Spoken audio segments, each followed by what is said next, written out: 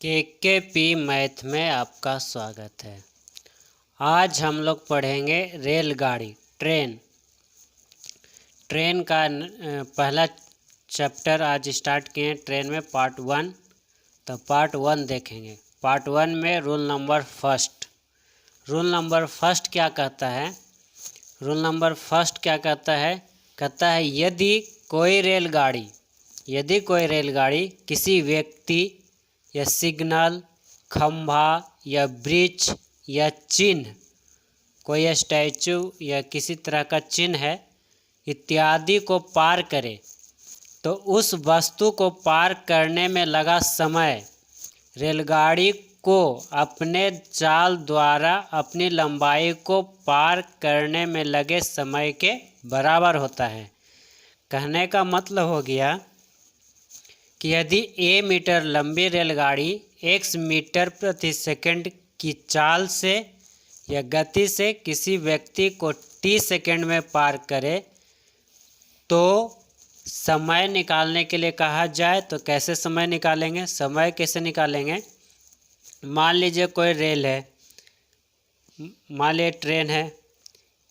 ये ट्रेन की लंबाई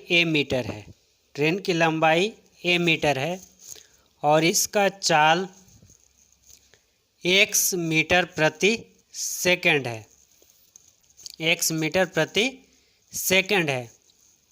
ट्रेन क्या करता है? किसी खंभा को क्या करता है? किसी खंभा को पार करने में t सेकंड लगाता है। किसी खंभे को पार करने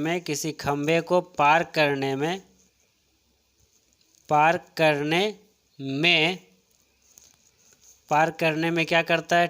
t सेकंड समय लगाता है। तो आपको पूछा जाएगा कि कितना समय में पार करता है, यानी आपको टाइम बराबर पूछेगा। टाइम निकालने के लिए कहा जाएगा तो क्या करना है? रेल की अपनी लंबाई और बटा में रेल की अपनी चाल, इतना सेकंड में क्या होगा? यही इतना टाइम लगेगा। उस खंभे को पार करने में रेल को इतना टाइम लगेगा।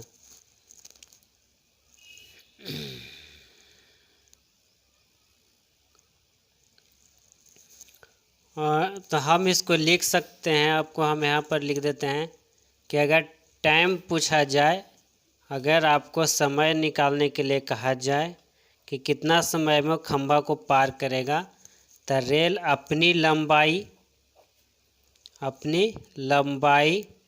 और बटा में रेल की अपनी चाल कर देंगे, आपका समय निकल जाएगा। तो रूल नंबर फर्स्ट यही कहता है। रूल नंबर फर्स्ट ये कहता है कि अगर किसी खंभे को पार कर रहा है तो पार करने में कितना समय लगेगा? तो ट्रेन की अपनी लंबाई बटा में अपनी चाल कर देंगे, समय निकल जाएगा। खंभे को पार करने में लगा समय निकल जाएगा। रूल नंबर फर्स्ट हो गया। रूल नंबर सेकंड देखते हैं। रूल नंबर सेकंड क्या कह रहा है? रूल नंबर सेकंड कहता है यदि रेलगाड़ी प्लेटफॉर्म या सुरंग या पुल या नदी इत्यादि को पार करे तो उसे पार करने में लगा समय रेल को अपनी लंबाई एवं उस लंबी वस्तु के योगफल को पार करने में लगे समय के बराबर होता है। यानी कि हम इसको समझें तो इस तरह समझ सकते हैं, यदि a मीटर लंबी रेलगाड़ी x मीटर प्रति सेकंड की गति से b मीटर लंबे प्लेटफॉर्म को t सेकंड में पार करे तो उस रेल का पार करे तो उसका समय निकालना है, यानी कि टाइम निकालना है। यानी कहने का मतलब है कि एक कोई रेलगाड़ी है, इसकी लंबाई a मीटर है, ये रेल है, रेल की लंबाई a मीटर है और इसका चाल जो है, रेल का चाल जो है x मीटर प्रति सेकंड है, x मीटर प्रति सेकंड है। और क्या करता है, कोई ब्रिज है या पुल है या सुरंग है या नदी, कुछ भी कहें, जिसकी लंबाई क्या है, b मीटर है। किस लंबाई, b मीटर। या प्लेटफॉर्म, कुछ भी आप मान सकते हैं, प्लेटफॉर्म मान लीजिए या पुल मान लीजिए या नदी मान लीजिए या सुरंग मान लीजिए, यहाँ पर कोई भी चीज़ आ सकता है, ठीक है। तो मान लीजिए इसका जो है, इसका b मीटर लंबाई है, कि इसकी लंबाई क्या है, b मीटर है। प्लेटफॉर्म, पुल, नदी, सुरंग, कुछ भी जो भी आप माने, उसकी लंबाई b मीटर है। तो आपको समय पूछेगा t बराबर, यानी कि आपको टाइम निकालने के लिए कहा जाए तो क्या करना है, करना कुछ नहीं, रेल की जो लंबाई है, रेल की लंबाई अपनी कितना a है, और जो प्लेटफॉर्म या पुल, नदी, सुरंग की लंबाई कितना है, b है। तो a प्लस b और बटा में रेल का चाल कितना है, x मीटर प्रति सेकंड। तो a प्लस b बटा में x कर देंगे, इतना सेकंड में क्या करेगा, रेल, प्लेटफॉर्म, ब्रिज या पुल जो भी रहेगा उसको पार कर जाएगा। तो इस तरह से निकालना है। यानी कि कहने का मतलब, अगर आपको समय निकालने के लिए कहा जाए तो क्या करेंगे, रेल की अपनी लंबाई और प्लस में